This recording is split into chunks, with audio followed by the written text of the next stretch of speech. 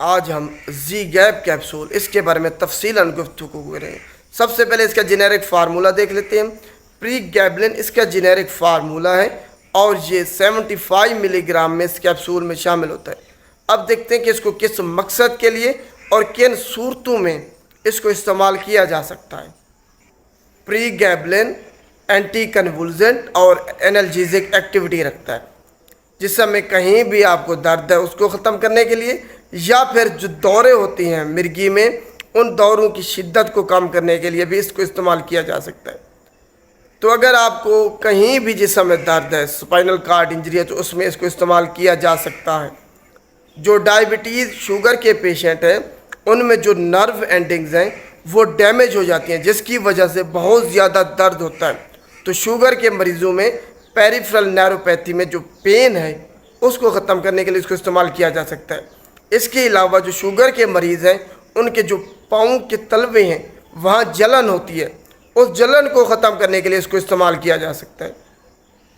اس کے علاوہ ایک وائرس ہے ویریسیلا زوسٹر، اس کے نتیجے میں جسم پر پیچز پڑ جاتے ہیں جن کو شنگلز کہتے ہیں، تو اس کو ختم کرنے کے لیے اس میں بہت زیادہ درد ہوتا ہے، اس پین کو درد کو ختم کرنے کے لیے اس کو استعمال کیا جا سکتا ہے۔ فائبرومیلجیا سینڈروم جس کو پین سینڈروم بھی کہتے ہیں اس میں اس کو استعمال کیا جا سکتا ہے۔ اس کے علاوہ جنرلائزڈ انگزائٹی ڈس آرڈر، اس کے علاج کے لیے بھی اس کو استعمال کیا جا سکتا ہے۔ اس کے علاوہ دوسری ادویات کے ساتھ مرگی کے مریضوں میں دورے جو ہوتے ہیں ان کی شدت کو کم کرنے کے لیے اس کو استعمال کیا جا سکتا ہے۔ تو یہ اس کے فوائد ہیں۔ اب ہم دیکھتے ہیں کون لوگ اس کو استعمال نہیں کر سکتے۔ وہ لوگ جن کو الرجی یا ہائپر سینسٹیوٹی ہے وہ اس کو استعمال نہیں کر سکتے۔ جن کو گلیکٹوز انٹالرنس ہے وہ بھی اس کو استعمال نہیں کر سکتے۔ بچے جن کی عمر 18 سال سے کم ہے وہ اس کو استعمال نہیں کر سکتے کیونکہ ان پہ کوئی ریسرچ کوئی اسٹڈی نہیں ہوئی۔ حاملہ خواتین اس کو ہرگز استعمال نہیں کر سکتی۔ اسی طریقے سے دودھ پلانے والی مائیں اس کو استعمال نہیں کر سکتی۔ وہ لوگ جو ہیوی مشینیں چلاتے ہیں یا پھر ڈرائیونگ کے دوران اس کو ہرگز استعمال نہیں کیا جا سکتا۔ اب ہم ڈوز کے بارے میں بات کرتے ہیں، آخر اس کو کتنی مقدار میں اور کتنی مرتبہ ہم نے اور کیسے استعمال کرنا ہے۔ یہ آپ کھانے کے ساتھ یا خالی پیٹ دونوں صورتوں میں اس کو استعمال کر سکتے ہیں، اس کی ابزارپشن پہ کوئی فرق نہیں پڑتا۔ تو ہر بیماری کے لیے اس کی ڈوز مختلف ہے۔ سب سے پہلے آپ نے 150 ملی گرام سے ڈوز سٹارٹ کرنی ہے، پھر اس کے بعد آپ مینٹیننس ڈوز پہ آ جائیں گے، اس کی ڈوز کم کر سکتے ہیں۔ اور اس کو آپ نے یکدم اچانک سے بند نہیں کرنا، وگرنہ آپ کو ودڈرال سمٹم ظاہر ہوں گے۔ اچانک سے اس کو آپ نہیں چھوڑ سکتے کبھی بھی۔ یہ نہیں کہ آپ 1 مہینہ آپ نے استعمال کیا ہے کسی بیماری کے علاج کے لیے، تو آپ اس کے بعد آپ کو جب فائدہ ہو گیا تو آپ اس کو اچانک سے ہی اسی دن بھئی آپ استعمال نہیں کرنی، آپ اس کو چھوڑ دیں، ایسا ہرگز نہیں کر سکتے۔ جب آپ کا علاج ہو جائے تو اس کے کم از کم 1 ہفتہ تک آپ نے اس کی ڈوز آہستہ آہستہ کر کے پھر ختم کرنی ہے۔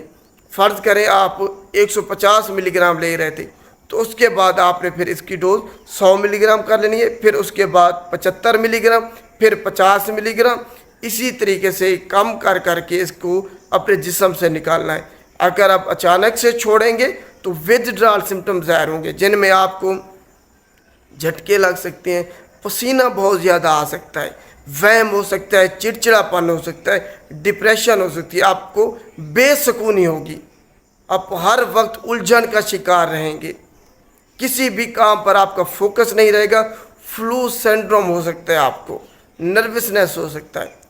تو یہ ودڈرال سمٹمز ہیں۔ جب آپ اس کو استعمال کرنا چھوڑیں گے اچانک سے تو یہ سمٹمز آپ پہ ظاہر ہو سکتے ہیں کہ آپ کو فائدے کی بجائے الٹا نقصان ہو سکتا ہے۔ تو ایسا ایسا کر کے اس کی ڈوز آپ نے کم کرنی ہے۔ اب دیکھتے ہیں کن ادویات کے ساتھ آپ نے اس کو استعمال نہیں کرنا۔